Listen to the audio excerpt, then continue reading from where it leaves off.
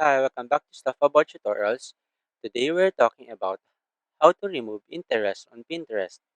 Maybe you are no longer interested in certain topics or you want to declutter your Pinterest feed. So today I'm going to show you how to remove interest on Pinterest. Check video description and I will try to leave the written instructions. So let's start. First, open your Pinterest application and log into your account. Once you are logged in, tap on this profile icon located at the bottom right corner of the screen.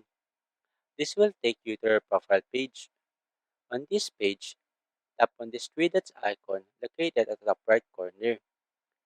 A menu will appear, and here, you should select the settings option.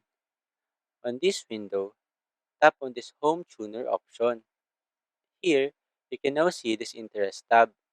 Simply tap on it. In this page, you can see all of your interests.